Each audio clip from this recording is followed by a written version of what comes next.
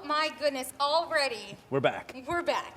And we're stoked about it. I cannot believe we're already on Series 2, knowing all of the action that happened there in the Series 1, Brian. I know, the playoffs seemed like they were just yesterday. The Series 1 playoffs seemed like they were just yesterday, right here in Seattle. So glad to be back, because we're going to get right back into it. You know, but we're doing things a little bit differently this time around. And this time we're racing through the decades, which is kind of cool. It is. And a different way of doing it. It's definitely different. We have so many cars in Forza that it just makes sense. Let's go through from the 60s and 70s onwards up until today, you know, Right. the cars that are racing today, starting with the 70s. You know, I think we were having a conversation backstage, and I think it's interesting to note how different these old classic cars, whether they be racers or muscle cars like the Challenger, That's right. how different they really are on track, and why that can actually make a big difference in the game.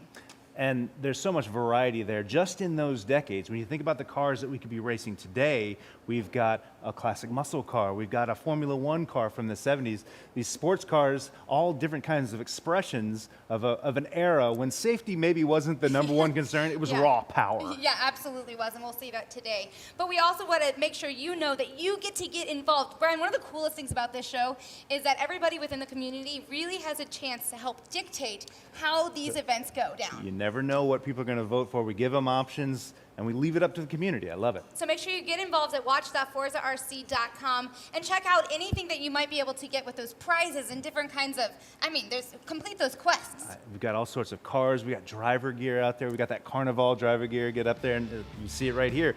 All these different cars. We got some classic muscle there, of course. The Carnival driver suit. Which one would you choose, Kate? You know what? I think, Brian, I got to go with that 17 Mercedes AMG GTR because we saw that in person That's up right. close, and it was such a cool, massive beast. Amazing. So all this stuff is available for people. Just get involved. Now, this is also, when you're getting involved in this way, we want you to let us know what happens in our show, and you can do that by also watch.forzarc.com and picking with the polls. And this is the appropriate time to say, this is what these drivers are going to be driving on one of these cars on the Catalunya Grand Prix circuit, which is one of my favorite on the game. Yeah, fantastic track, and really kind of suited to either of these cars. Classic 70s Formula One cars. Of course, Catalunya is a Grand Prix circuit. Formula One races there, so it's nice and wide. Lots of different kinds of elevation changes and corners, and a lot of variety. Well, and of course, the McLaren's going to be faster. It's a little bit more of that high-speed, 6-speed transmission. You have the Lotus, which is going to be better at the handling, the corners, a little bit more finesse, and something to note on a circuit like Catalunya. Those big back tires, you know, I love those things. It's all about downforce and grip. And you know what? It's all about you guys picking which car you want them to run on it. So that's pretty exciting. Can't wait for that. It's going to be awesome. Well, obviously some things have been going down already, and I can't believe that we're that far into Series 2 where the competition has begun. What do you think happened on Sunday? How did people end up here? Well, I think we have something that we could flip to and find out exactly what happened. Let's go ahead and check out those highlights from what happened in the semifinals.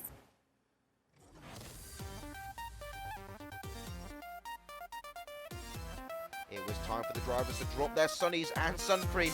Road Atlanta was the first port of call for the drivers, which saw Series 1 champion Noble Box starting second on the grid.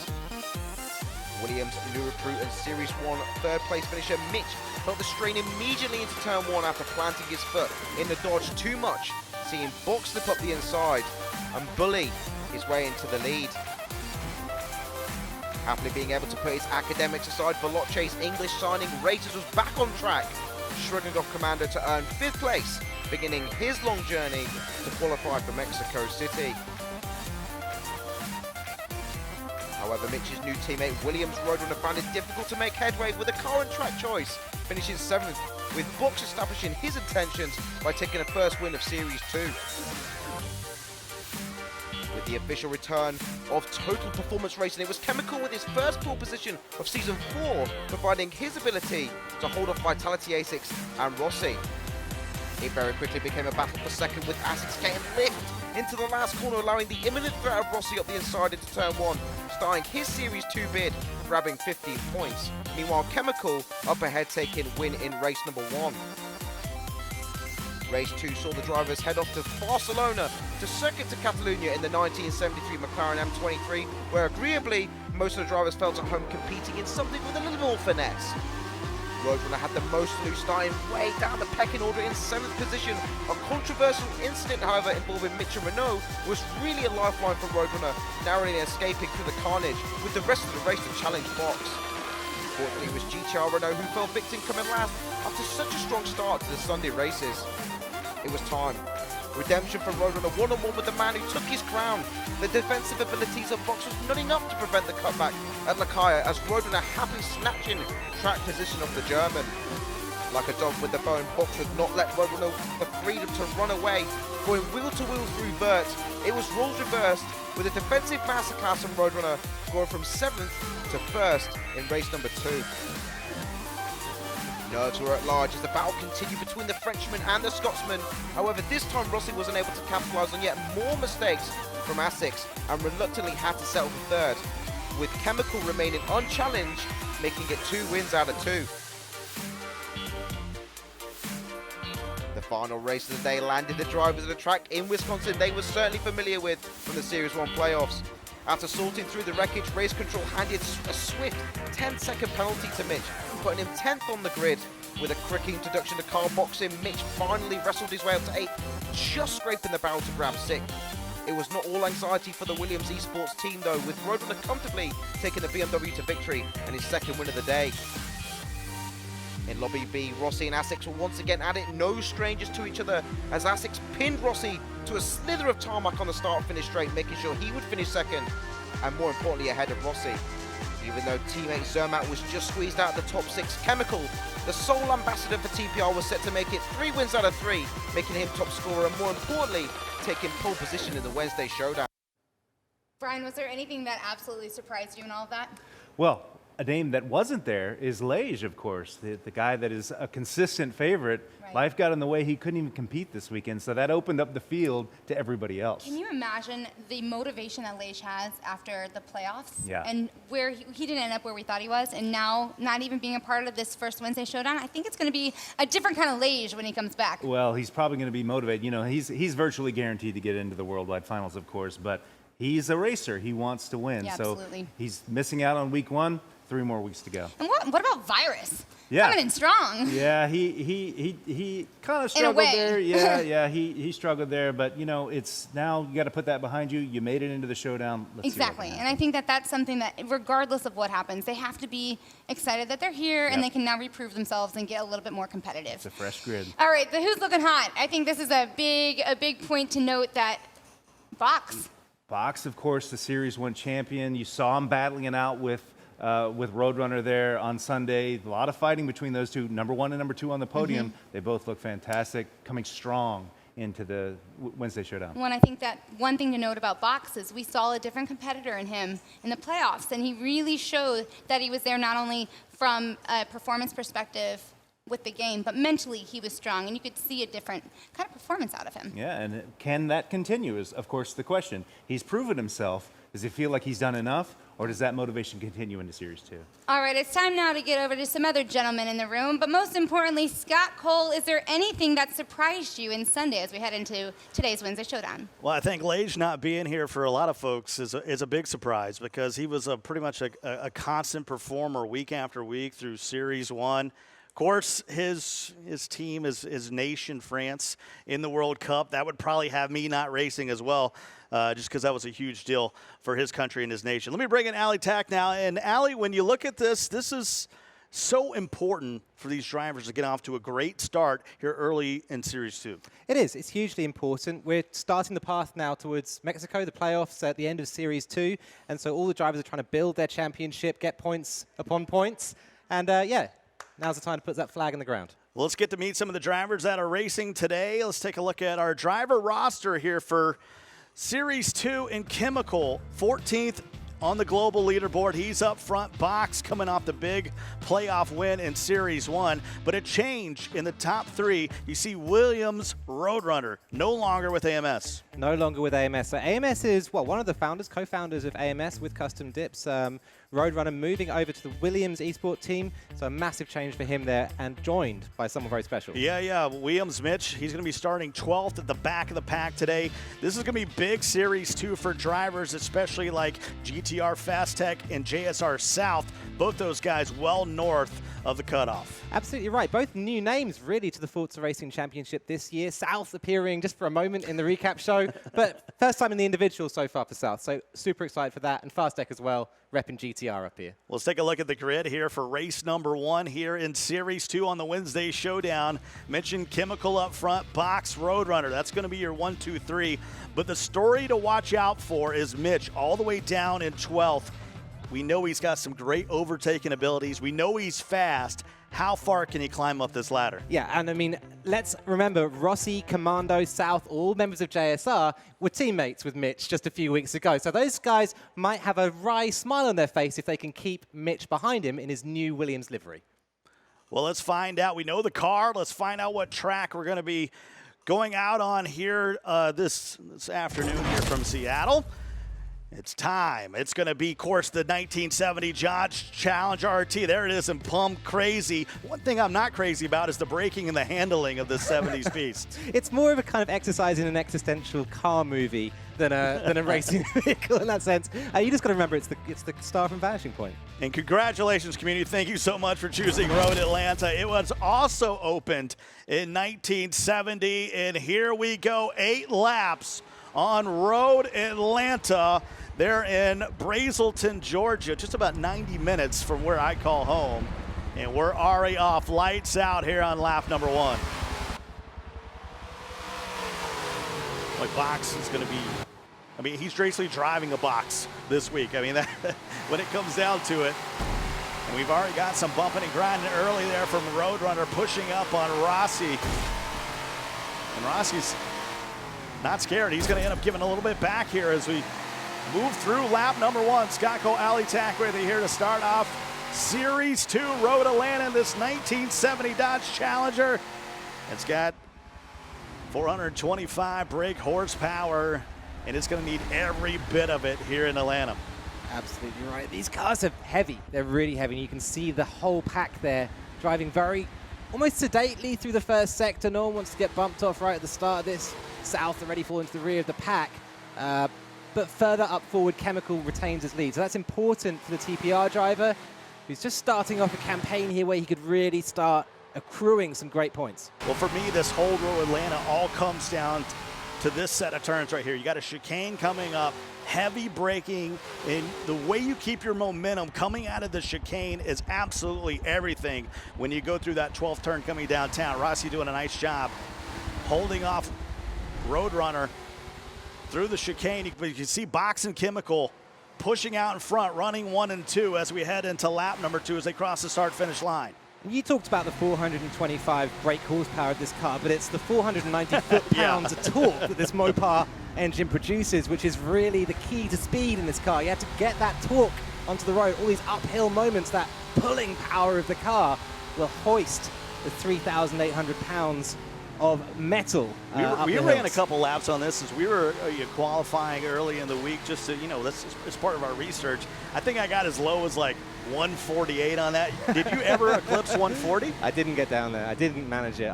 It's a very difficult car, especially because of the way it's sprung very soft. So you can imagine some slinkies and a very heavy weight on top of it.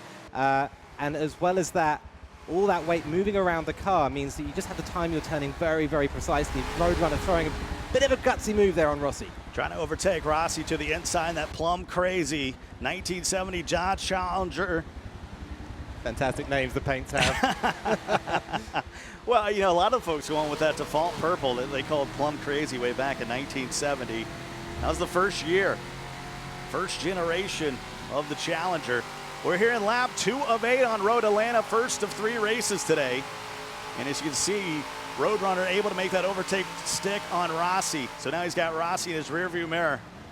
Rossi really now the sort of the lead dog, the bell cow of JSR with Mitch heading off. So I think anytime these JSR boys come across these Williams, their team, you're going to see a bit of aggressiveness between those two squads. There'll always be some competition there. There definitely will. I mean, JSR, they're a Mandan. They call themselves a Mandan. They're all friends there, and I think there won't be any hard feelings to Mitch moving over to Williams. At the same time, yeah, there's that dim satisfaction. That's the slightly Yeah, that little smile that you get from keeping someone behind when they've just skipped teams. And remember, no assists are on. That's what makes this 1970 Dodge Challenger RT so difficult, because you can't go under heavy braking. You also can't go heavy on the throttle, or you'll find yourself way off in the grass as they work their way through the S's. Asics with a little tap on 7 there. He wants to find his way through to 5th. It's only lap 3 of 8, so you don't want to rush it at this point. These races do go very, very quickly, especially if you get too comfortable with the car in front, staying right there. We're sort of running in packs of 2s right now. You got 1, 2, 3, 4, 5, 6. Commando and 7th are trying to bring up a little bit and hold that pack together. But it seems like maybe 7's a bit off the pace right now, kind of holding up that 5th through the back of the pack. We saw a gutsy move last lap down towards the chicane. 7 throwing it down the middle of, down the inside of Asics. So maybe Asics going to try the same thing here. We come down towards the chicane once again. Denied, a little bit of a bump, and rubs that speed off. Yeah, a little bumping and grinding here through lap 3. Let's see how they handle that chicane. Up over the hill as we start to head back to the start-finish line. Doesn't look like we're going to see any action here. Brian, what did you see in that first 3 laps? A fairly polite race so far. I want to give you a look at the pass between Roadrunner and Rossi. Started with a little contact coming out of turn 3 there, and then Rossi gets a little wide, pushes Roadrunner a little bit wide, but Roadrunner was able to make that stick and get onto the podium here in 3rd place. Yeah, to me, that just looks like good racing there. Guys giving each other enough room, as you can see them continue. When you look at this replay here, getting off on the side, I mean, that's always something to look at when you have a car, leave the track. But I don't think it's much to. There wasn't much there for me to. Racing incident. Yeah, right. Racing incident, and I mean those 2 drivers both really fighting through sector 1. Rossi and Roadrunner both doing a great job to stay out the wall and just keep their race on track. Still fighting though, these 2. Still fighting lap 4 of 8. Well, 1st and 2nd have sort of run away a little bit. Bach still sitting in 2nd place. We're riding along with Williams and Rossi, as you can see them heading up the hill. I love the undulation. They call it Road Atlanta, but it's about 90 minutes outside of Atlanta, sort of east-south, east over there in Brazelton, just off I-85. And this is a track that's really out in the middle of nowhere, so there's some tremendous undulations. And I know relatively a young track when you look at all the tracks, you compare it to Indy that was around in 1909. But I love that it's a 1970 track with a 1970 car. I think that's pretty cool. Yeah, they're both aged brilliantly, the car and the track. As you can see there, the hill we're just going over the crest of, that runs all the way down the pit lane. So if you go behind the pit lane, it's a very steep walk up there. And it's the same hill that we'll see again on turn 3, just over the S's. So this whole track built over the crest of a hill. Absolutely brilliant, as you say, especially because of the undulations. Let's check in with Kate Osborne. Well, from Izzy Screamin', they said that they drive this car like a potato, and they're really blown away by the ability to run this car to the limit while racing. Gentlemen, how difficult is it really? As we were talking earlier, I mean, the Challenger is one type of car, and on a track like this, it seemed like it'd be intense. Well, in qualifying, I ran about 20 laps, and I was at a 148. I was about 10 seconds off the pace of these best drivers, and it literally is like driving a potato. And for context, the drivers here are running 1 minute 40 laps out there, so 8 seconds faster than your lap where you were all alone on the track. That's right. These drivers are very, very fast indeed, and that's because they can manage the weight transfer across the tyres here. When you have a very heavy car like this, leaning all that weight on a corner means all that goes on the outside tyre, and all that makes that outside tyre want to slide. So controlling that, very, very important indeed, and what these drivers are masterful at. Lap 5 of 8, just race 1 of 3 today as we kick off Series 2 here on the Wednesday Showdown. And it was tough qualifying as you see them head through the chicane here in turn 10, over the top, back down the other side. This is really where you can make up some time, not only in qualifying, but when you're moving around in competition. The way you come out of that chicane and the way you hit that final turn as you head onto, it's really a kind of a baby straight when you go back down to turn 1. It is, and that's where you get all your speed from. You can see the run here that Fast Tech has got on Commando, both heading down towards turn 1. Hopefully we'll get a view of that as Fast Racers throws out the inside of Fast Tech. So these three getting very, very close indeed. This is the battle in the mid-pack. It's like the battle of the 7th. Commando currently leading the way with ASICS just a stone's throw ahead of him up the road. I keep bringing it up that ASIC, ASICS and BAM are sort of like holding up the pack a little bit. You have 1 through 4, and then you've just got this log jam that's heading up through the S's. It almost looks like a ghost race at this point with 7 ghosts. I mean, that's how close these guys are racing. Incredibly close on pace, and you can see there Mitch's Challenger showing a few signs of damage, a few knocks from the behind there, and that says to me that this racing has gotten a little bit too close at times here at the mid-pack. Mitch trying to find his way past Racers and Fast Tech, who are still battling it out here for 8th position. I think that's what Mitch is saying. All right, I'm starting the back. I'm on a brand new team. I want a good run here in the first race. Well, the problem is you're behind. You're basically behind this roadblock of racers right in front of them, representing Team Valache. Bam's running in 7th. There you see Fast Tech. He's in 9th. He's the one kind of in this Valache Williams sandwich. And unfortunately, he's on the outside. 7,800 pounds of rebar basically sitting in front of him there on the straight. So Mitch doing a great job to navigate his way around that and finding a way past Fast Tech. So up to 9th position. Fast Tech slipping down to 10th and into the jaws of F4H Dino. South running all the way in the back. You can see Dino. He's got a great view of some of the chaos going on ahead of him. Lap 7 of 8. If you're going to make a move, you got to make it now. Chemical running up front. Box is in 2nd. So really not a lot of changes up top. You saw Roadrunner with the overtake early. He's being able to make that stick on Rossi. So that's probably the biggest battle right now is probably in that 3-4 position between Roadrunner and Rossi. Sam, Bam 7, he's well off the pace. See if we can move front to that sort of 3-4 battle there. You see Roadrunner starting to push a little bit. He's had a nice pace. He's starting to come up just a little bit closer to Box and Chemical, who's running up front. Yeah, Roadrunner starting to bridge that gap to the leading pair. Box hasn't yet managed to put a convincing move on Chemical, and this will be the first visit for Box to Road Atlanta that he hasn't won if he doesn't cross the line in the lead. So Box, on his 3rd visit here, he's won the first 2 at Road Atlanta. Can he win a 3rd? Lap 7 of 8. Mitch able to move up 3 spots. That's all he's been able to get out of these 7 laps. You know he's fast, you know he has the pace, but when you're talking about a 1970 Dodge Challenger RT, we're not talking about like, I'm trying to think what the fastest lap is in Road Atlanta. 1:06. You're not talking about a minute 6 laps. Of course, they're well up.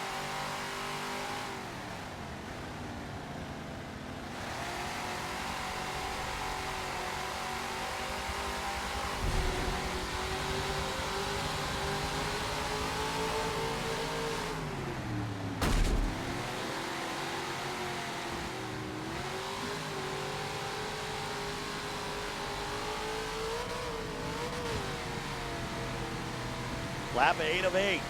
As you can see him starting to head up through the S's. Final lap here on race number 1.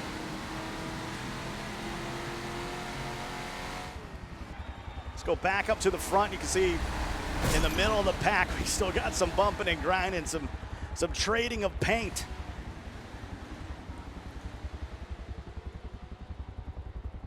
It's going to be a big race as you go over this crest back down to that chicane. That's going to be everything. If you're going to make a move, it's going to be now. Now's the time, and Mitch shaping up for one last move here. He's come up all the way from the back of this grid from 12th position. He now wants to get 8th off of Veloce Racers. Up in the lead. Looks like Chemical's run away with it. A little bit of a gap for him as he comes through the last corner.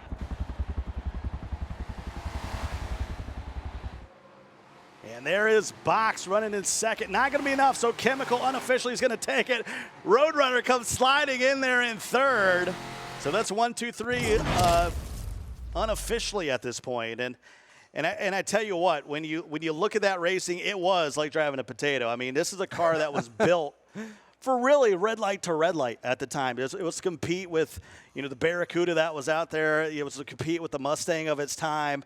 And it was literally a quarter-mile car. When you put it on road Atlanta with so much, flexing, it makes it really tough to put a fast time out there. It's tough to put a fast time down. It's also tough to throw an overtaking move, because when you've got a car which is so difficult to handle, so on its edge, even at the best of times, running it side by side with somebody else, not easy at all. So the drivers who made moves there, the drivers who moved up the field, fantastic job from them.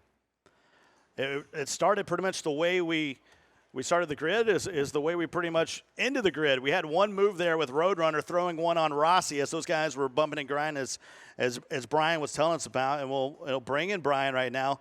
A lot of politeness out there. Yeah. Maybe Roadrunner and Rossi really the only ones that were willing to tangle. I think it's a testament to these guys' skill that they can handle a car like this and make it such a polite race. This is a car that moves around a lot. It's got a lot of power, can get loose. These guys handled it with aplomb, as Ellie might say. But yeah, we saw some decent racing there. I think Rossi was taken a little aback maybe by that Roadrunner pass, which we're looking at right here. A little bit of contact there, nothing too much to worry about. What was surprising here was how far Rossi pushed Williams off the track, Roadrunner off the track there.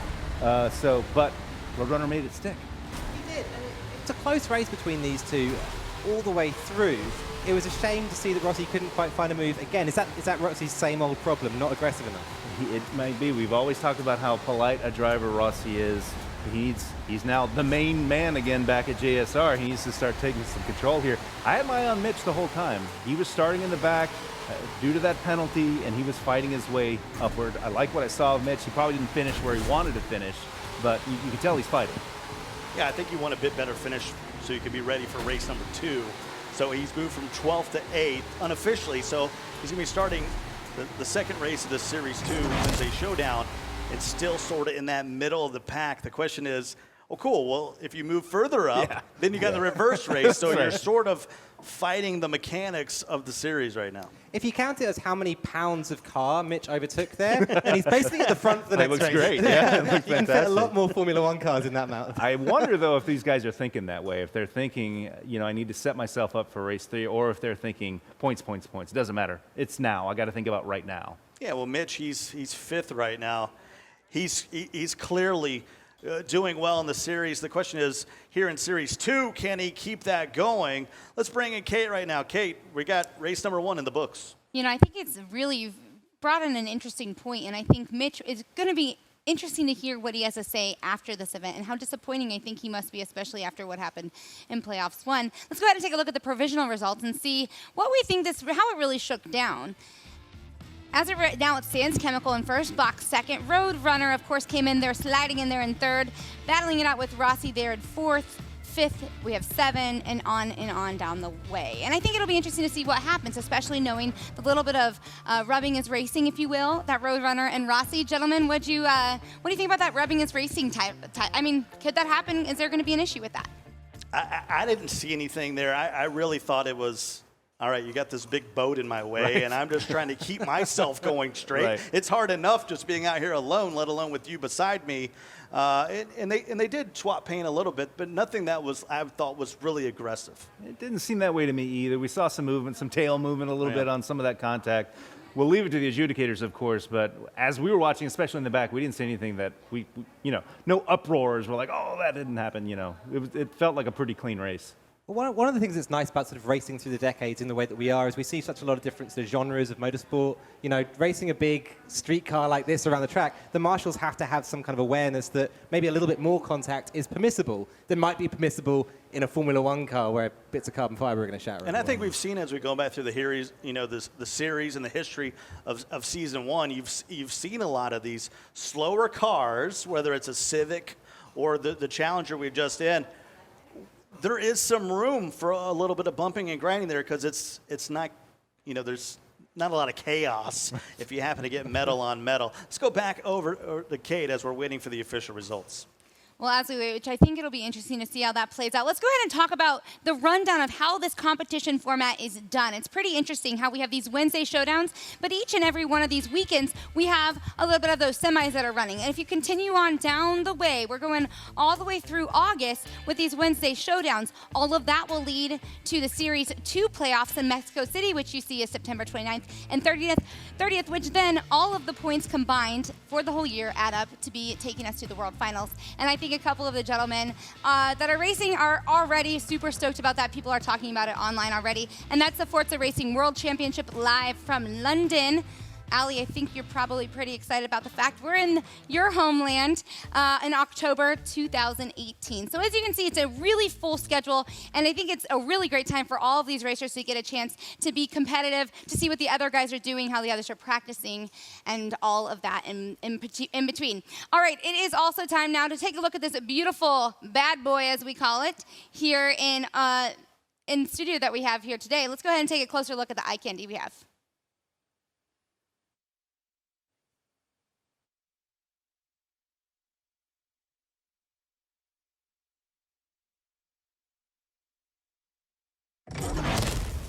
A 72 BMW 3.0 CSL. CSL standing for Coupe Sport Lightweight. Talk about some history. In the 1970s, this bad boy raced in Europe from 72 to 75, representing brands like Canon, Marlboro, and Levi's.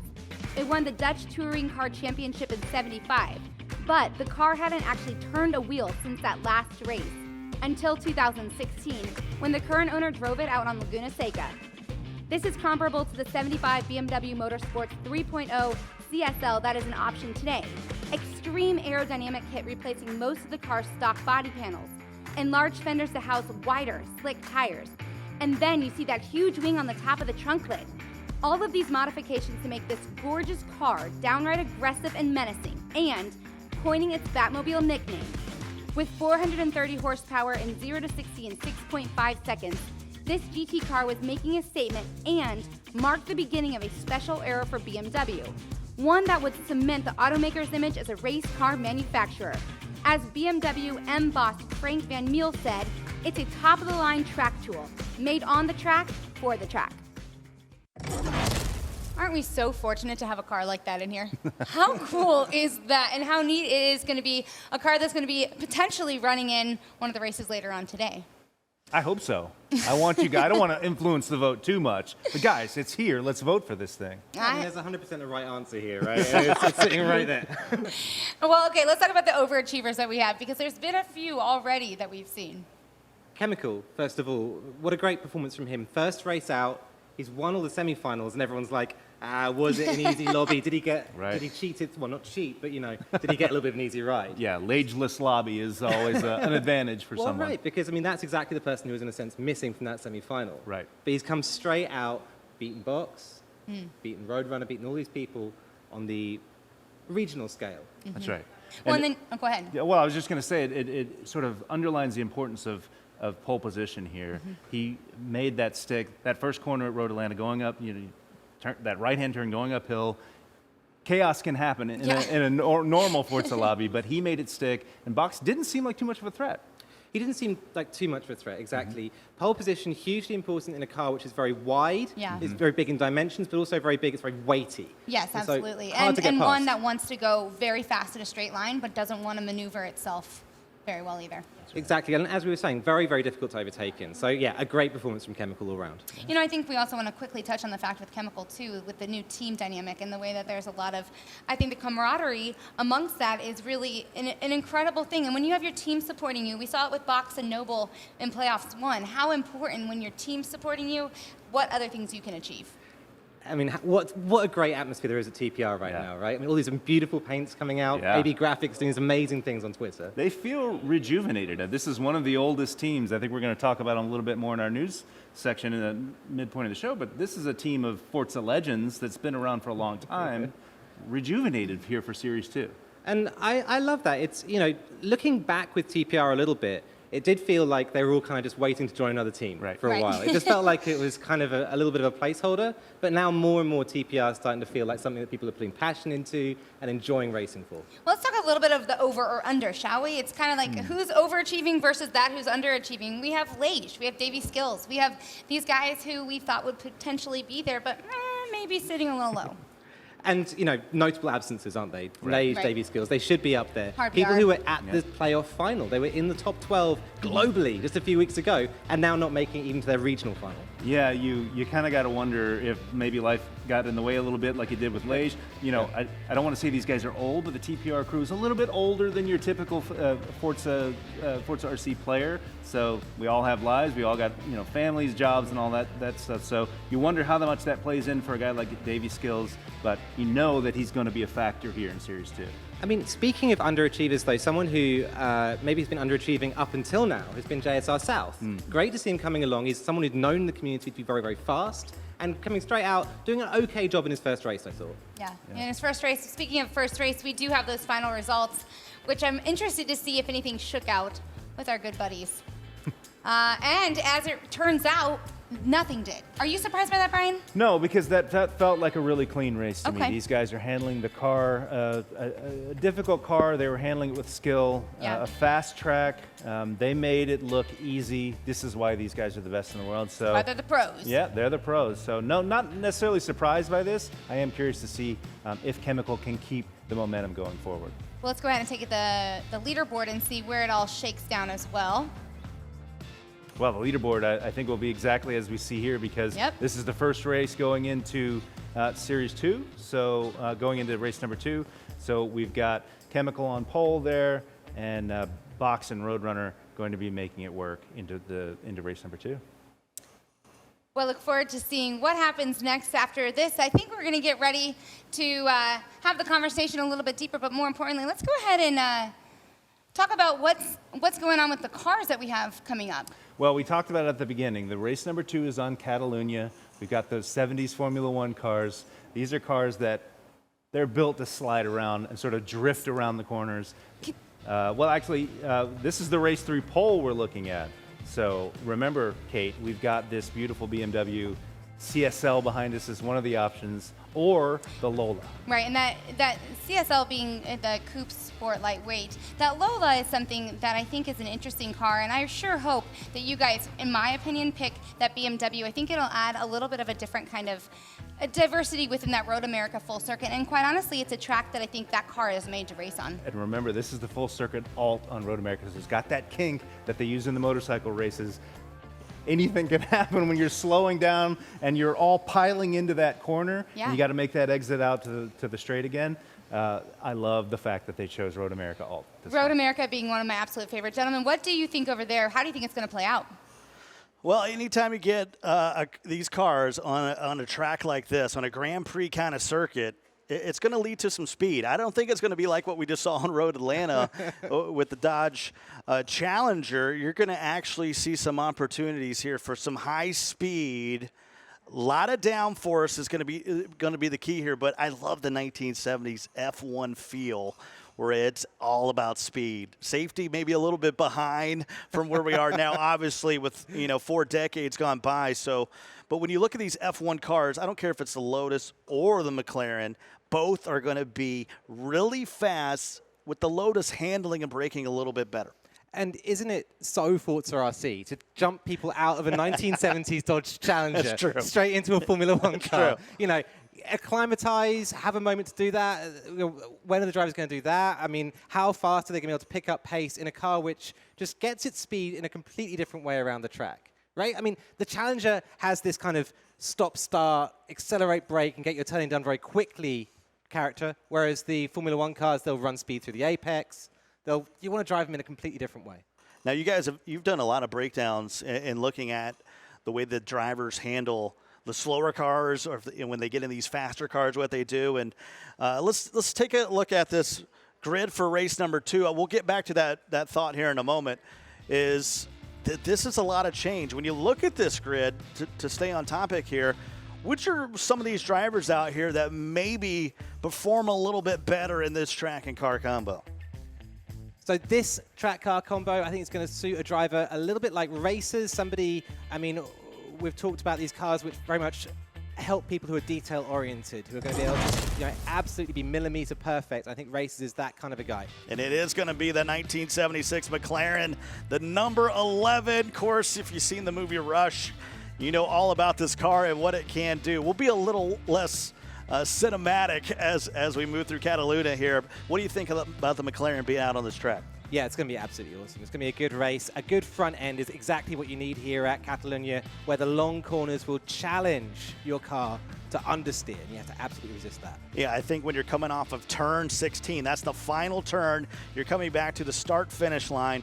The amount of speed, the amount of pace that you keep coming out of 16 really is everything when you're talking about going through these 8 laps around this incredible circuit. And another place to watch out is turn 3, this very, very long right-hander through the first sector. It's a difficult place, and we'll see them coming through there anytime now. And we are lights out on Catalunya. Here we go, race number 2 of the day.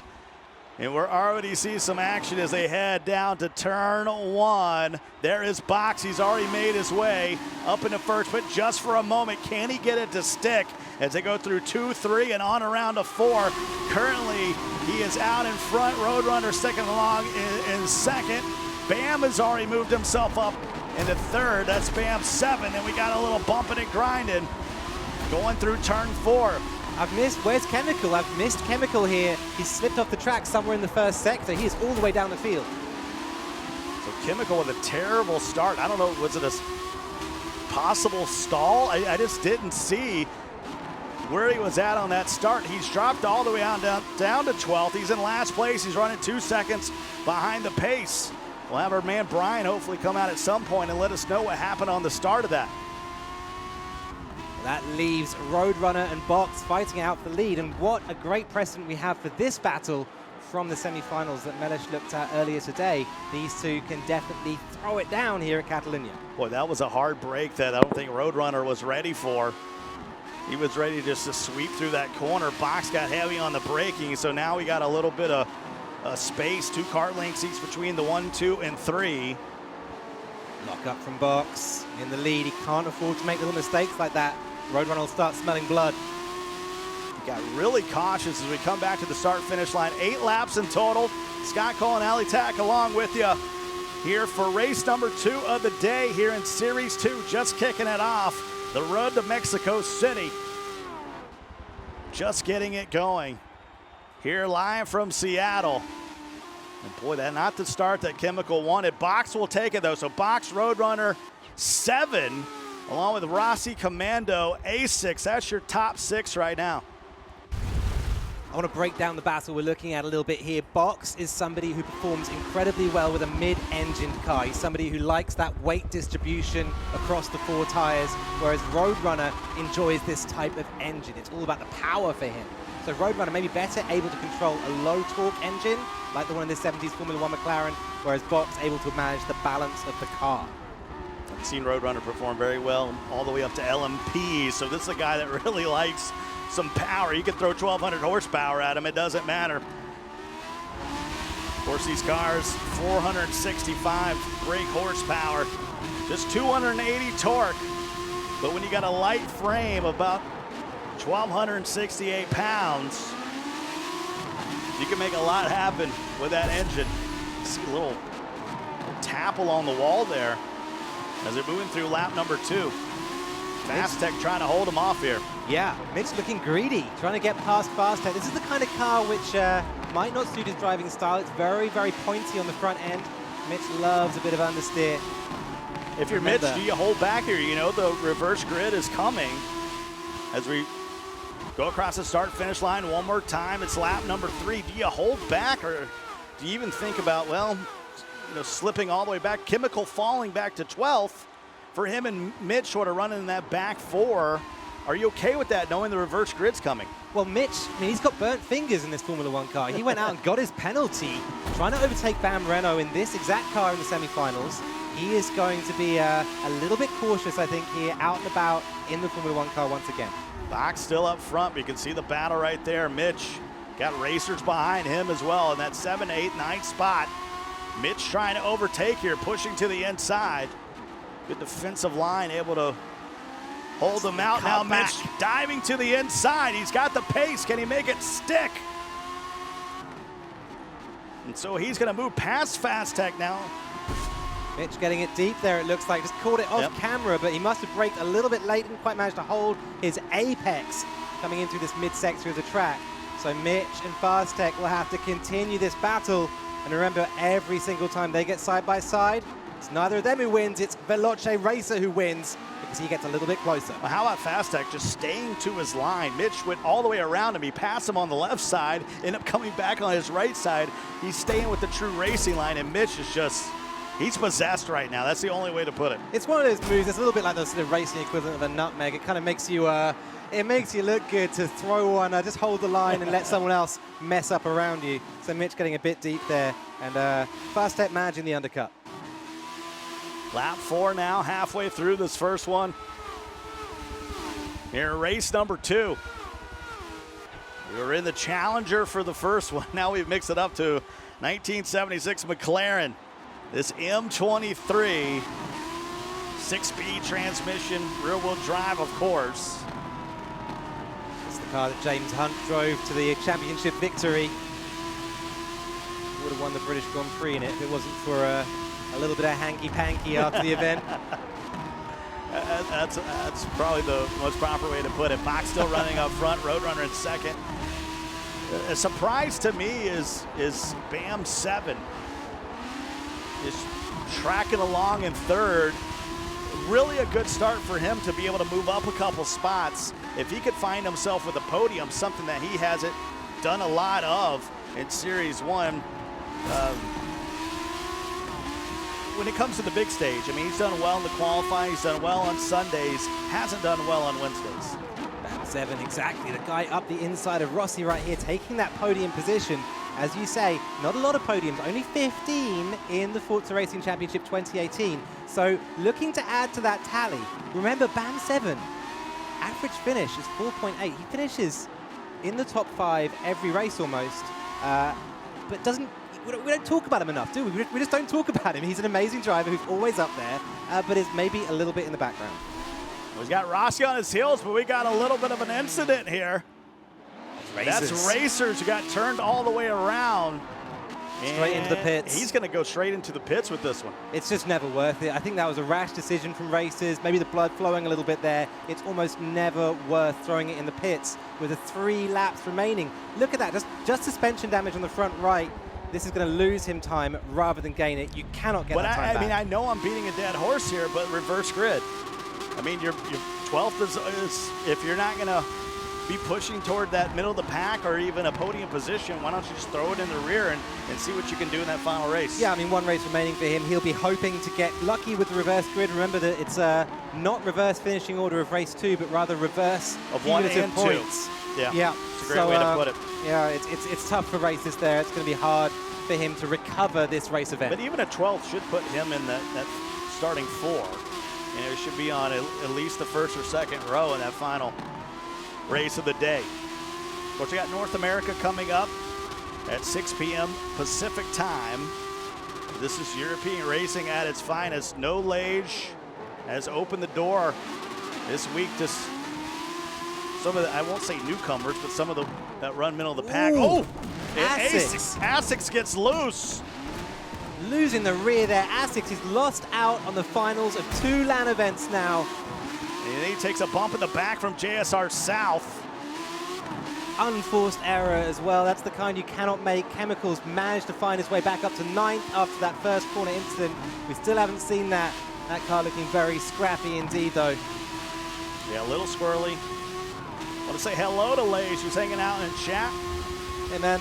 We miss you, buddy, for this race, but congratulations to France in the World Cup. I'm sure you had some other things going on as well, but we'll see you back 2 weeks from now at the next Wednesday showdown for sure. Lap 6 of 8 here.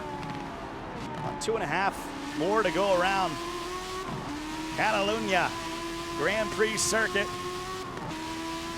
Chemical with that beautiful livery for TPR. We talked about it a little bit in the post-race analysis of race 1, but TPR really That branding game on point, absolutely incredible by AB Graphics, this one. And the rebranding has been fantastic. Got it. Fast Tech got a little wild. He ran wide, so he's off on the side. We got a little lockup in the corner ahead. In the 5th spot, that's Mitch again continuing to push this McLaren farther and farther from its limits, and he locks up going through that turn. South getting loose there through the long right-hander, and that was another position for Chemical. So Chemical's starting to make this recovery race look a little bit more convincing now that we're approaching 75% completion. So we're in 8th spot. Let's move up to 7th here. You can see Rossi in 6th. Mitch running along in 5th. This is Chemical now, who was on the pole. He won the last race out for something that happened through that first from lights out to turn 1. He had dropped all the way about to 2nd, running 2 seconds off the pace. Not sure what happened. We didn't get a look at it. Maybe the replay will give us a bit more scenario of what happened with him. Rossi trying to keep Chemical at bay. With the camera angle there, I thought Rossi was stopped on the track for a second. He's got it wrong through Sector 1 though, and that's Chemical up another position. Chemical looking so strong here. Such a shame that his race was thrown away on that first lap. 2 JSR boys side by side. Rossi and South figure it out. I'm not calling for team orders here, but I am calling for a little bit of order with 2 laps to go. South is in 7th now. Chemical in 6th after that. Well, not an overtake, but really just a bad line there by Rossi that allowed Chemical to keep the fastest path, and he moved up into 6th. Yeah, I don't know who he's been paying, but both JSR boys making it very easy for Chemical there. Started in 1st, dropped to 12th. He's moved all his way back into 6th. Here in race 2 of the day. One more race coming your way, and Box is the main man up front. He finished 2nd on the podium in our first race, and he's running out in front due to the malfunction of a Chemical that we still didn't know. Roadrunner trying to throw it in on the inside, a little lockup. That throwing the rear around. Love it. Roadrunner looking very confident there behind Box to throw the car in that way. Back to the start finish. This is the final lap. What has Roadrunner got in him for Box, or can Box hold on? That's the big question. Yeah, that battle for the lead is what we should be looking at, and here we are on board with Roadrunner looking down those exhaust pipes. The Box just up the road. Moving around this first sector.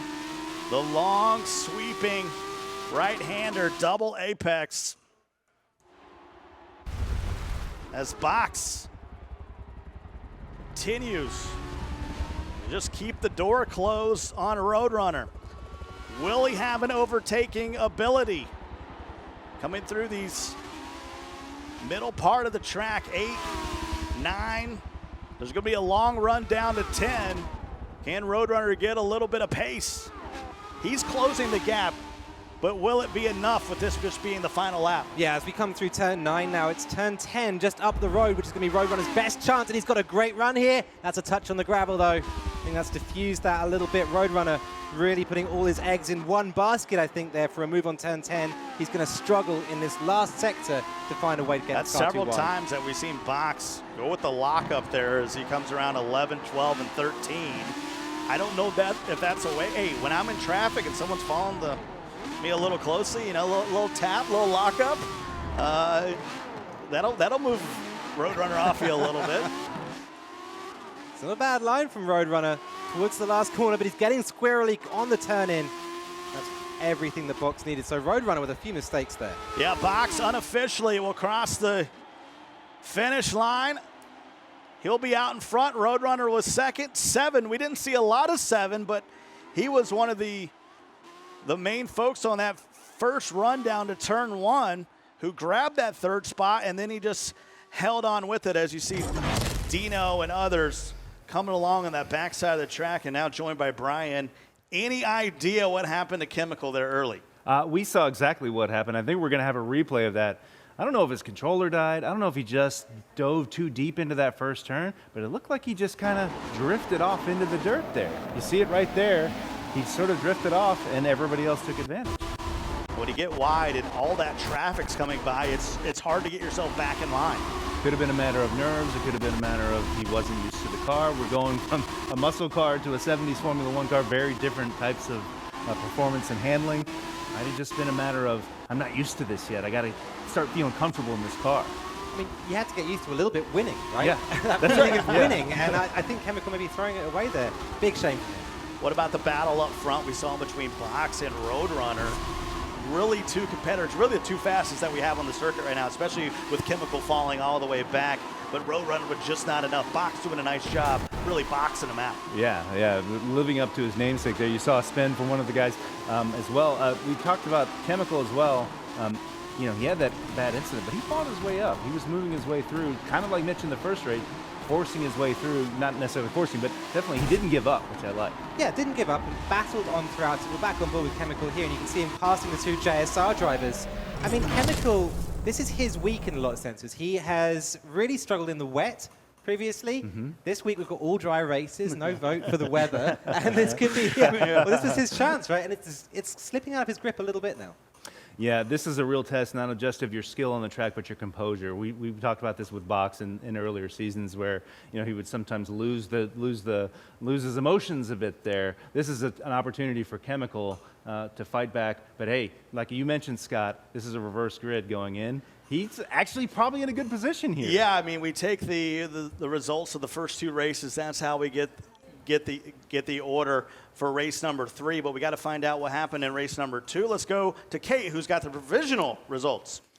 Wow, so many different things that just happened in there. I think Box has got to be someone who's excited about this. I'd be curious to know, though, if he was sweating. That was always something that I loved after his playoffs 1 games. He was always so into them physically as well. All right, Box, you're up there on top. Roadrunner coming in second, 7 in third, Commando in fourth, Mitch in fifth, Chemical in 6th, and so on and so forth. I really hope, Chemical, if you're out there, you're able to hear us. Please let us know what you thought happened on there. But hey, we'll be right back after a quick word from our sponsors.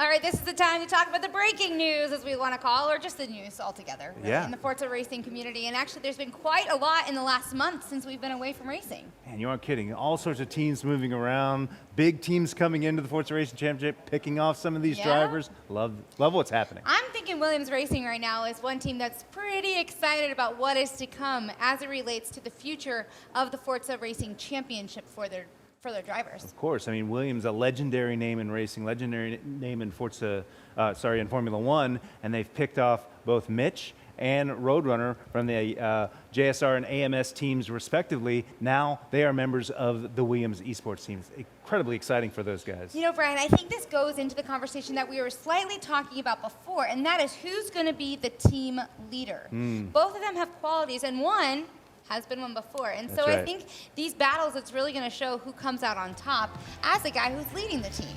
Roadrunner comes in having established himself as the leader of AMS, whereas Mitch came into the JSR team and sort of usurped Rossi by outperforming him race after race. So I don't know how these guys are communicating personally, but Mitch had a goal. He was going to make a name for himself at JSR. Now he's elevated himself. He's in a big-time esports team, and I'm sure he's not looking to play second fiddle to Roadrunner. Another thing that we've been talking about here throughout the week, then throughout the day primarily, is that TPR team, and really the growth, the brand, the excitement, the energy, and how that really plays into a performance of a driver. Yeah, Total Performance Racing. These guys are legends within the Forza community. No pun intended there with the Performance Racing. Yeah, sorry. they really are. They're incredible. I mean, this is a team that has been around before esports was a thing, really. We're talking a decade of TPR. They've been around. And TPR making a very good statement here. It's old, washed up, lost our touch. Okay. We're back and ready for the Forza RC season with a new Twitter page, rebrand, relaunch.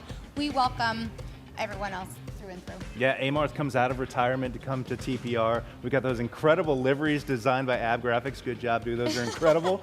It's got that Forza 2 theme, and that actually ties back to the fact that these guys started around Forza Motorsport 2. So there's a definite theme there that they have with that livery, which looks fantastic. And how do you think JSR is going to play around knowing that Mitch now is kind of the guy on the pedestal, the one that is leading the team altogether? Well, remember, JSR is now without Mitch because he's moved on to Williams. JSR Rossi sort of assumes the throne again as maybe the #1 guy at JSR. There's all sorts of talent in JSR, though. We've got Razor, Excuse me, Rossi on that one. Yeah, that's right, yeah. Rossi, of course, there's Razor, there's Commando. These guys are regulars here in the Forza RC. Somebody's going to have to step up. Maybe it's Rossi, maybe Commando can step up. Love that guy, but this is a team of friends. You know, these guys race together, they work together. They're known as a team, a tight-knit group, not unlike TPR. But yes, if they're going to have success here in the Forza RC, somebody's going to have to rise to the top. You know, I got to ask you, Brian, when you were at the playoffs and we saw all of these guys kind of together, not just with this team, but all together, the community was brought together in one room. What was the camaraderie like, in your opinion? It's great to see that camaraderie, because it's just as you say, a lot of these guys have been racing together for a decade or more. They know each other really well. They live in all corners of the world. JSR Craviators in Australia. It's a lot of guys in the UK, a lot of guys in the States. These guys race together. They have this shared love of Forza, this shared love of racing, and they make each other better. That's what a team's all about, making each other better. Well, I think we saw that quite a bit in the playoffs, and what we have going on now. I think battling it out, and I think that's what's really going to be interesting to see how really Mitch and Roadrunner kind of square out later on as leaders. Think about this: you're coming into a new team. You're coming into the Williams team. Right. The Veloci Esports are aligned with the Sauber Esports team. These are big names in real-world racing. They have their esports team as well. So yes, they're going to be training together. There's more money involved. But most of all, there's more expectations for these guys. Right. They're coming in, they're going to have to perform if they want to keep their seat at Williams or at Veloce. Well, we remember talking to Box at the playoffs and how Noble has been, it's been such an important thing for him to have Box and Noble supporting him, and how that kind of revived him as a driver as well, and the support. I just think it's something to talk about, and I think regardless if it's day in and day out with, you know, the teams and drivers all together, there is something to be said of support can really bleed into Absolutely. And you notice that Box waited a while before he chose his team. Now, a driver of Box's caliber probably had his pick of the litter. I'm sure a lot of teams were coming to him, but he wanted to find the right team for him, the team that could support him the way he wanted to be supported. Noble was that team for Box. Well, let's go ahead and take a look at the global leaderboard and see where these guys are standing now, knowing that we've had a couple of races under the belt. Yeah, absolutely. Ooh, Hard BR. Still at the top. Now, we saw Hard BR, of course, the Brazilian driver. He was at the Series 1 playoffs, made an impact, really did better than I think anybody would have thought, despite being, a great driver. But going up against the best in Europe, how was he going to perform? Did really well, and it's displayed here on the leaderboard with the overall top position. Well, and of course, you have Lage and you have Wesley there. Venom, you know, I think Mitch, Box, these are the guys that are all obviously fighting to get to the world finals in Ali's hometown, London, in Ali's world, in London, UK. But, you know, these are the guys that are like really going after it and really trying to figure out what they need to do in order to make it there. And I mean, what an amazing experience it is for these drivers to be in a place and be in an organization supported by them, competing at a world level. Yeah, you got to think for guys like Hard BR, for guys like Lage, who did really well. You saw him at the top of the leaderboard there. Even though Lage isn't here this week, you know he's thinking, I know I need to do a lot. He like I said earlier, he knows he's going to the World Finals. He shows up, he displays the speed and the ability he's able to. He's going to be in the World Finals. I wonder, for guys of that caliber, if they're just wanting to make their way through Series 2 because they've got the finals on their mind. Well, you know, you got to find out that risk versus reward, and I would be curious to know out there in the community how much right now there is a balance of risk versus reward, or is it right now just going all out and seeing the value in trying to perform and get better and be competitive with these guys at knowing that's who you'll compete against in the World Finals? Yeah, and I think when you say that, I think of Chemical, a Yeah, guy fair. that has really been on a roll. He won first race here today. He won everything over the weekend. He's got a lot of momentum. Now, things didn't necessarily go his way the whole time here in the Wednesday Showdown, but he's got to be thinking, this is my opportunity. I can make up points and secure my way into the World Finals based on how I performed today when I've got, quote unquote, an easier field to Right. contend with. You know, and again, another question I have for you drivers out there is, you know, what are some of the biggest challenges you're facing? Knowing that it's the repetition, it's the idea that every single week you're waking up on your Saturdays, your Sundays. This is all on your mind all the time. And I would be curious to know what the pressure's like and Yeah. how that changes one's lifestyle really altogether. Absolutely, and we actually heard from the drivers loud and clear that after the Series 1 playoffs, we gathered some of the drivers that were there and said, give us your feedback on all aspects of the program. And one of the things they said was, listen, these qualifying rivals events that happen at the beginning of the week, they're too long. They're taking up too much of time. Like we talked about on the desk there, these guys have lives, you know, they've got, some of them have jobs or families. Absolutely. So what I love about the fact with the ForzaRC is that we compress that time. We can react to that. So now the qualifying rivals times are 48 hours. Now that's still a long time. It's still a lot of opportunities to move on that leaderboard, but it reduces a bit of that qualifying pressure where these guys were always focused on where am I in the top 50 or where am I, and always having to be available at your Xbox. Now you can, with that compressed time frame, you can, yes, you're going to give it all your all for that period of time. But then you can prepare if you make it into the weekend races. You've got a few more days to maybe decompress a bit and get ready for the weekend races.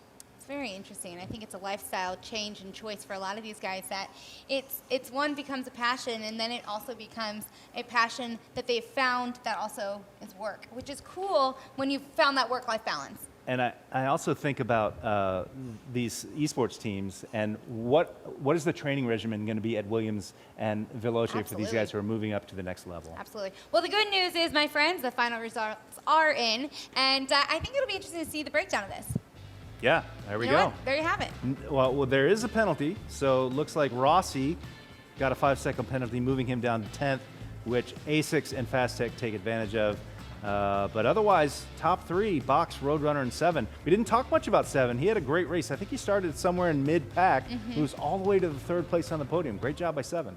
Are you surprised that Chemical ended up there after incidents? Well, yeah, we saw what happened to him. He said in a tweet that we just saw that he missed his braking point. Yeah. He had the wrong braking point. That can happen to that anybody. happens. Like we talked about, he's in a brand new car for that 2nd race. He just misses that braking point, goes off. What an opportunity missed, Right? though. He was in 1st place there, but again, Yeah, it happens. It's racing. it's absolutely racing. But he makes his way to the back, pushes his way up. So good on him to keep fighting, but you know he's got to feel like it's a lost opportunity. Well, another look at the leaderboard to see where this actually shakes things out for today. Box is up at top. That's got to feel so good for him. Roadrunner number 2, Chemical in 3rd, 7 is 4th, Commando 5th. You know, I think Box is now making a statement, right? That it wasn't a fluke, that the playoffs one wasn't just an opportunity for him to come in and have a good weekend, he got some sleep or whatever. But it's now he's here to race, he's here to win. I think you hit it right on the nail because we talked about at the top of the show, is Box going to be complacent? Is he going to be happy with his Series 1 championship? No. He wants race wins. He wants podiums. He wants all the points he I can don't get. blame him. That's what we want to see from a racer. Well, we are going to continue on with the racing. And gentlemen at the booth, what do we have going on for race number 3? Well, first of all, is that the first time Rossi's ever gotten a penalty ever? I'll be honest with you. That's the last guy you'd think, and all 12 are guys that would get it. And I'm not saying, I know Lage isn't here, but it's not a reduced field, all right? Box is a Series 1 champ. Anytime he's out there in the 12, that's a good field. You know, this is going to be a fascinating last race. We're heading on towards Road America. We've got this reverse grid and Box way at the back there. That is going to be super interesting to see. I'm so curious about whether or not being the winner at the playoffs has made him arrogant. And that's what we're going to find out now. Well, we're about to find out. Let's take a look at the grid here for our final race here in Europe. Of course, North America coming up a little later on this afternoon into the evening. And you can see Dino's going to be running up front. Racers, we saw him hit the pit, so he's going to be in second. Knew he'd be in the first 2 rows. There's South at 4th behind Fast Tech. And you mentioned the guys we got to watch out for is the 3 in the back. Chemical, Roadrunner, and Box. But it's all about the track and car. Let's find out, what did you guys pick? You go with the BMW. I'm so proud of you out there. The 1975, the number 25 BMW Motorsport, that 3.0. CSL Batmobile. Yeah, it looks like it was worth bringing it into the studio, right? Didn't want to pick the Lola instead. What an amazing car. And as I said, Road America, we're going to be going to the alternative circuit, I think, without the kink. No kink, so when you come up to 11th on that bend, you just keep folding over onto the kettle bottoms. And of course, I love this vehicle. One of my racing heroes, Sam Posey. You might know him for the Sam Posey straight out on Lime Rock, one of my favorite tracks. And it's actually the exit I take to the airport there in Charlotte, right past the Sam Posey exit.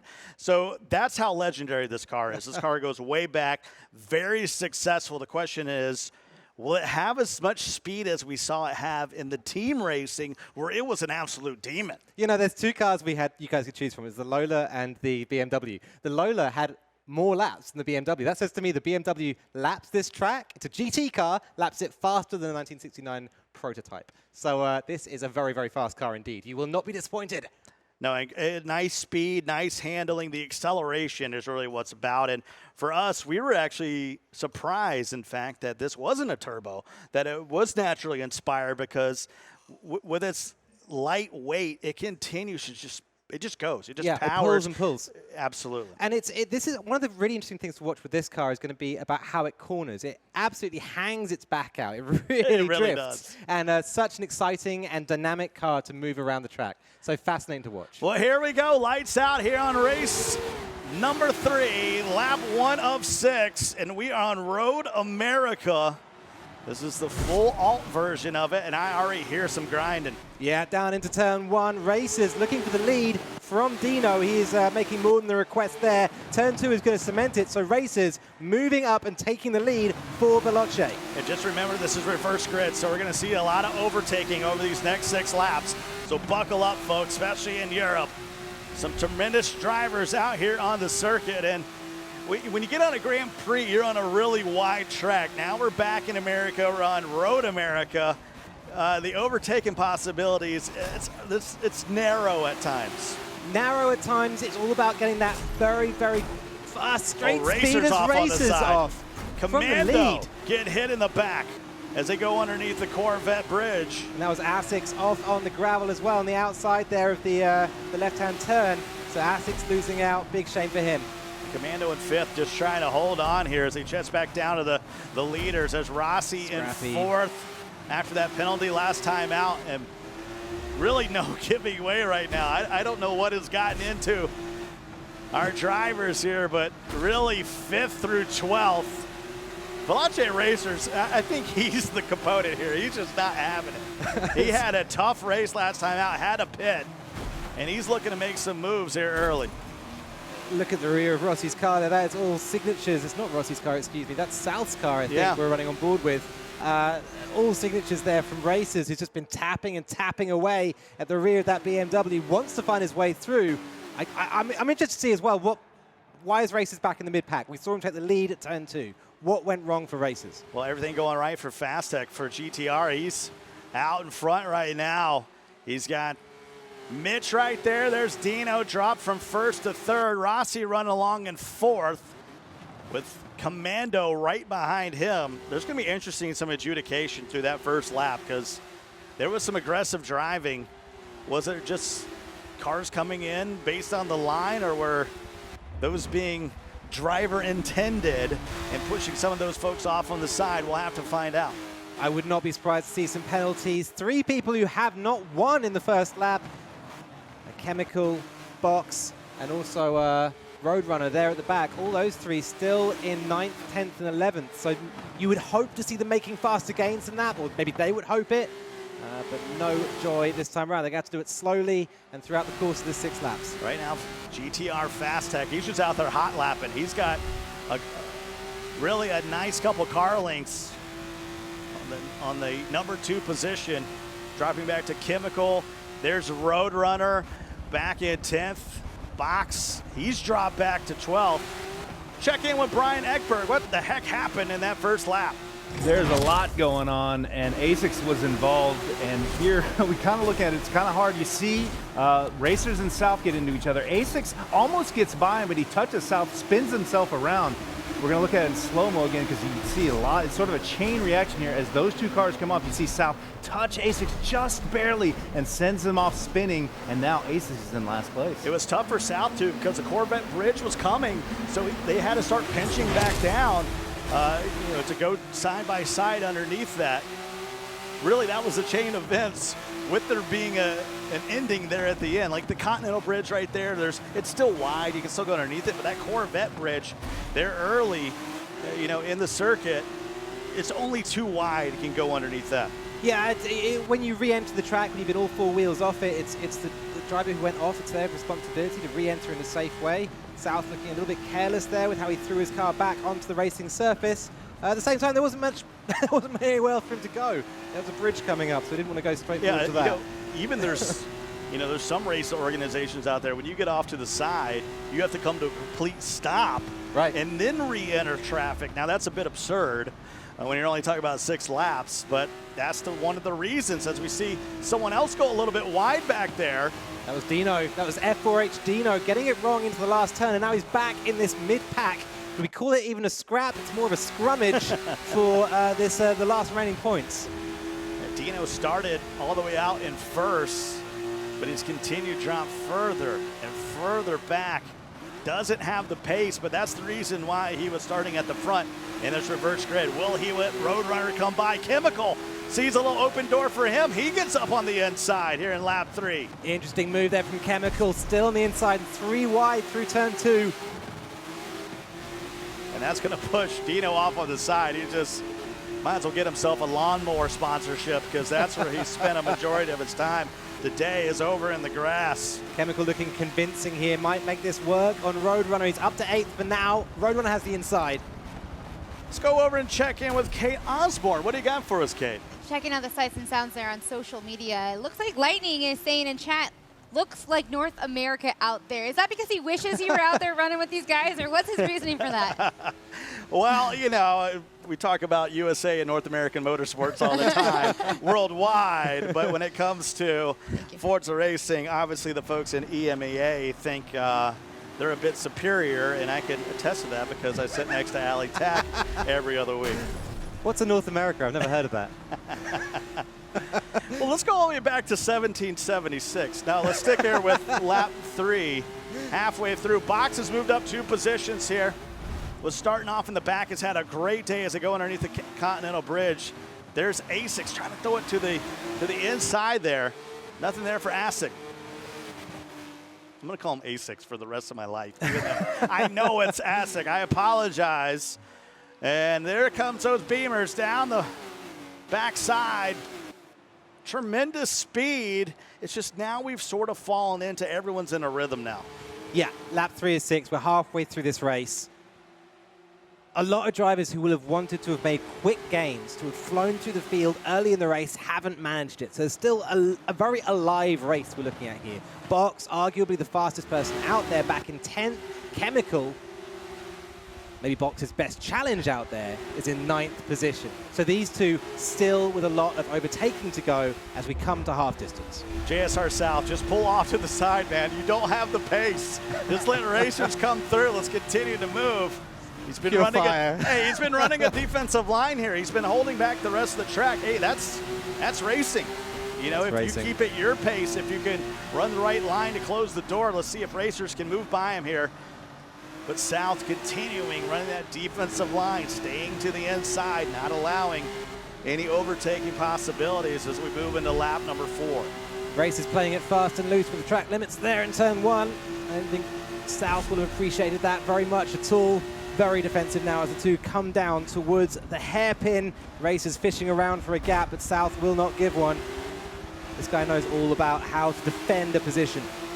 Yeah, you see that Corvette bridge again. That's where we had that earlier race incident. And apparently that just makes folks upset to go underneath the Corvette bridge, because there's been a lot of battles underneath that turn 4 as they come down to 5.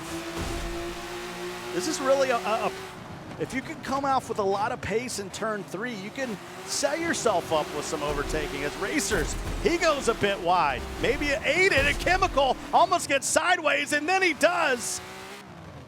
Scrappy from Racers. Very late on the brakes, throwing the car back onto the surface. I'll have to look at it again. But that was some very loose stuff there. Chemical just trying to hold it all together.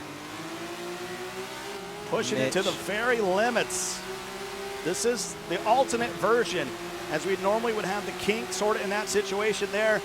Not the case. You just continue sweeping on over as you head down to turn 12. We're back on board with Mitch here. He's just lost out. He was running a little bit further up the field. Now dropping back to 8th in a battle with Asics. Racers just ahead of him. All these drivers have been in the wars, and you can see that written all over the bodywork of their cars. There's been a lot of paint swapping.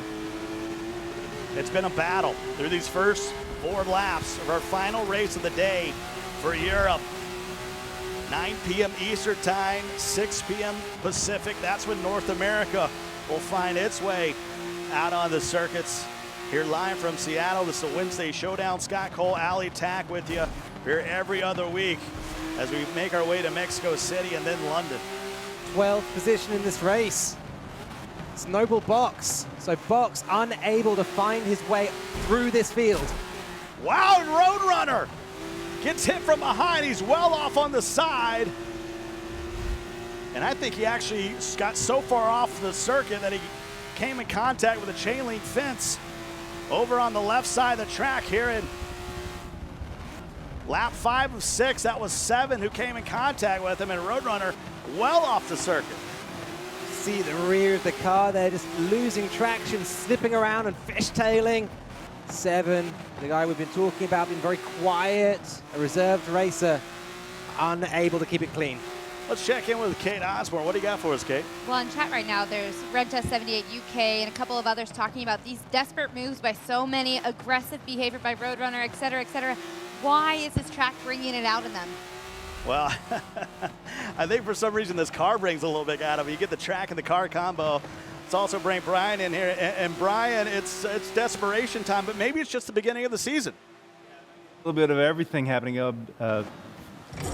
Really aggressive car, tough track, a lot of points on the line, and we're seeing it here with Racers getting involved. Coming back here on the track, this is Box we're looking at, but you see Racers make contact with him and Chemical. Chemical gets into Box, Asics gets around all of them, so a lot of stuff happening at the back of the grid here as well. Good recovery there from Box with all that carnage just to keep himself straight. Appreciate that.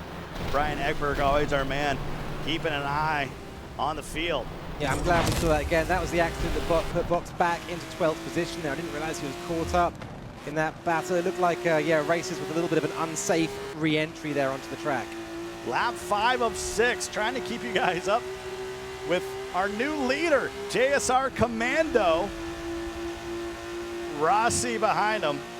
But by the way, make sure you get yourself a ham sandwich because the adjudication process for this one is going to be a tremendous one as we move into the final lap here on Road America. This is the alternate version if you're wondering why you don't see the kink as we battle our way through this track. There is JSR South. He's running along in 3rd. Fast Tech at some points of this race was running along in that number 1 position, but he's found himself falling back all the way into 4th. This is a huge final lap here, Allie. I tell you what, South has done so much defending this lap, this race. He really Back has. of that BMW is going to look like a well-chewed dog toy. Brings it back across the line, 1 lap remaining. There you see Commando trying to hold off Rossi. Rossi's been about as aggressive as I've seen him over the last 3 seasons or so, and he's getting this Series 2 started off right. Trying to push. He knows he needs points. He wants to climb up that grid as we look towards Mexico City. And then the culmination of that concluding in London later on this year. We're looking at the lead pair here. This is Commando and Rossi. They're, of course, both with JSR. And you've got to keep in mind that South, if he can hold back Fast Tech just for a few more corners, Yeah, that battle for JSR third, sweep. that would be a JSR sweep, a lockout on the podium. So a great result that could be from JSR. We're looking right now at the battle for 7th. And you see Mitch just trying to hold out. Lap 6 of 6, the final. And you look at South, 0 times in season 1 was he on the podium. 0 wins in 6 races, 0 podiums, 0 penalties. This guy is usually just out for a Sunday drive, and if you happen to get in his way, he's not going to let you through. A tremendous defensive stance out of him. Commando run along out front, trying to hold off Rossi.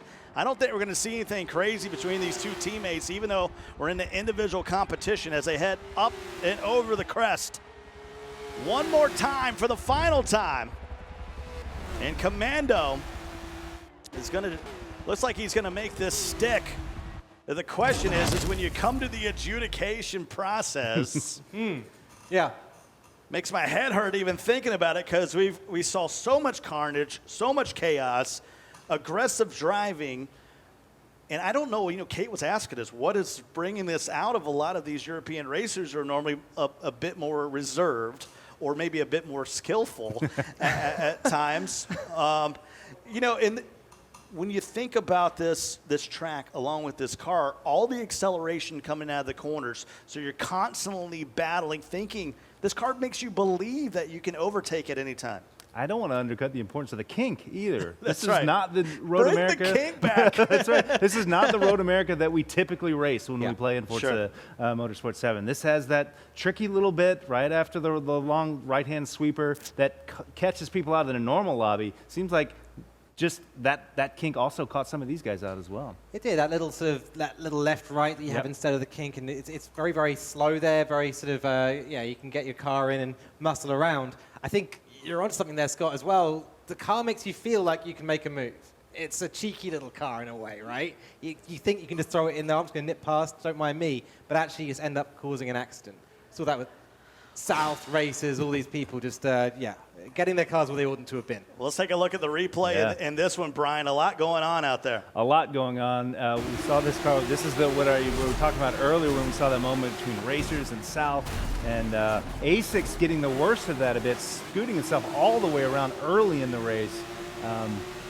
Got to feel bad for A6. This is a guy that has some pace, but he gets himself in these situations. Here's Box again. And Chemical looks like, this is the moment we were talking about earlier. Racers coming back on the track. Box doing his best to stay out of the way, but several cars affected here. There was no way back from there for Box. All the way Yeah. back through. I mean, what do? You're trying to rebuild your race on lap 3. It's halfway gone already. Yeah, you also kind of got to feel he feels like he's got himself enough points here. He's starting in the back. He's probably feeling okay if things go wrong. I don't know. That might be a little overstating it a bit much, but you never know. And I think racers is to blame there as far as him trying to get back on the circuit. What happened before then, so the adjudicators figured that out. Yeah. But when you think about Commando, he surely could have kept things a little more straighter than that, knocking Box all the way off to the side. Here is a chance where we see Commando in a place I think we all want him to be. We want him on the top step, but is he going to stay on the top step is the question. We all have a lot of love for Commando, but adjudication still to come. Yeah, I mean, now it's time for adjudication. Not that that's any of my business. It's meme time, everyone. Yeah, this is going to be a long one, but I think it's an important one, especially with being the last race of the day. If I'm sitting at home, I'm thinking, okay, I'm going to stick around a little bit longer because I want to find out what happened, because you could see someone like Box who was running behind. Yeah. All these penalties line up. He runs a clean race. Next thing you know, he might be in the top 5 or higher. Yeah, I'm sort of imagining the leaderboard right now with nothing but green and red arrows. People just moving up and down. But you're absolutely right. We saw so much contact happening there that so many things have yet to be decided because the guys in the back are looking at everything. South might win this thing. Absolutely. I mean, based on penalties, he ran the cleanest race that we saw out there. He might find himself, Fast Tech might find himself on the top of the podium. And keep in mind, before this race started, we had Box on the top of the podium, on the top of the leaderboard, right? It's followed by Roadrunner. Yep. Those two fighting it out. Both of those will be wanting to optimize on a week where we don't have Lage. Lage is away doing other stuff, Yep. right? So who's going to win out here? I mean, it means a lot for the championship. To answer your question earlier, Kate, you take a reverse grid and you take this track and car combo. That's how you got the carnage. I hope you have our provisional results for us. With you guys, this is just provisional, right? We know that this is going to be, as you guys said, a lot of green and red arrows coming up and down, but let's go ahead and take a look at where we stand thus far. Number 1, we have Commando. 2, Rossi. 3, we have South.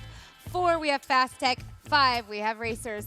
As 7 Bam said, this time I'll get a nice penalty. Made a mistake, and I put out Roadrunner. Sorry again. What a dumb mistake. And I think, gentlemen, that is something that's a true racer. That's somebody who can handle taking a little blame for himself. As we all know, there was a whole lot of penalties that happened, and he is accepting that responsibility.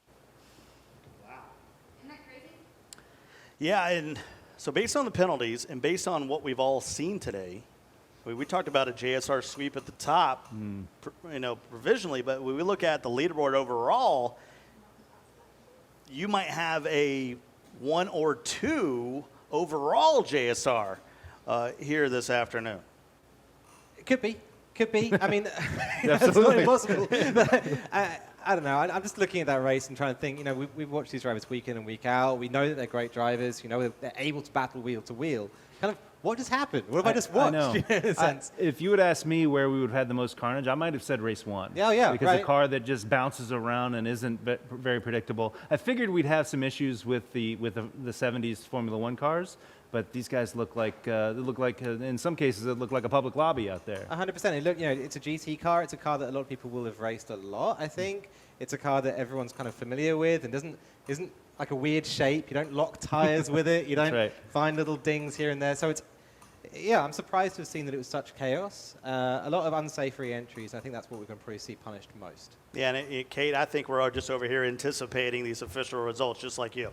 Oh, absolutely, Aaron. But before we get to those, we have a champ versus champ battle. And this is an important thing to note because you have 2 of the best racers, Joseph Newgarden and Tanner Faust, going head to head. You talk about a couple of champs together. Well, let's go ahead and see what it would be like with them going back to back.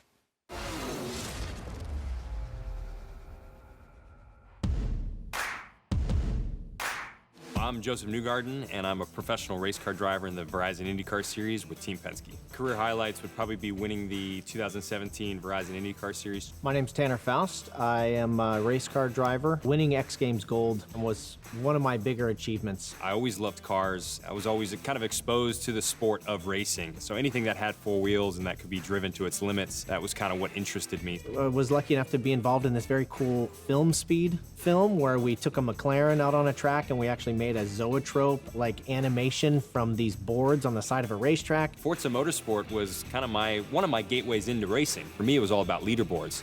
How can I be the quickest on as many tracks as possible and the highest class on the game? I've come to the office here in Seattle several times at Turn 10, done some consulting on how this feels or how those tires feel, or does this car feel like it really does in real life? I would look at other guys' laps on the leaderboard, and I would study their racing line. I would look at their telemetry, kind of look at their throttle, brake inputs, all those sort of characteristic things that you learn later on you will use in the professional racing world. One of the lucky parts about my job is that I get to drive a lot of stuff. A lot of these cars back here I've gotten to drive. That helps the guys over at Turn 10 to come in there and say, oh, that's exactly what a 458 feels like when you slide it around, or that's what a GT2 feels like. Tanner's a cool guy. I've always watched Tanner since I was a kid. Getting to interact with him because of this relationship with Forza Motorsport it's been really fun. I have a lot of respect for Joseph. He's the level of commitment to compete in IndyCar, much less win a championship, is staggering. It helps that he's like 12. I'm not going to take it easy on Tanner just because he's the wily old veteran. They're walking around here. I doubt he knows most of these cars were ever even really built. Probably just thought they were in games. You never take it easy on your competition. Doesn't matter who they are, so he's going to get the full effort from me. We have 2 totally different driving styles. He's incredibly good with downforce, obviously come from IndyCar. I don't know how much sliding around he's done. I'll definitely pick a car that slides a bit. I'm looking to sweep him. If we're doing 6 races, I'm going to sweep him 6 out of 6. I dare you to get in front of me. That's all I'm going to say.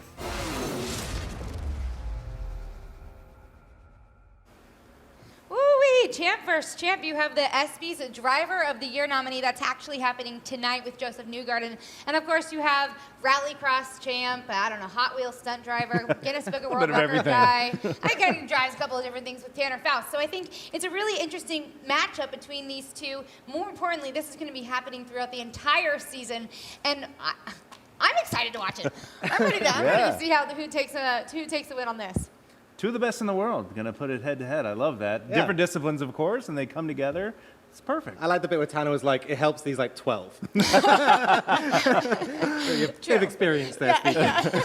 Well, to be fair, too, I mean, I've talked to Joseph about this, and Forza, he really does say is part of what has gotten him to the success level that he is in an outside racing car.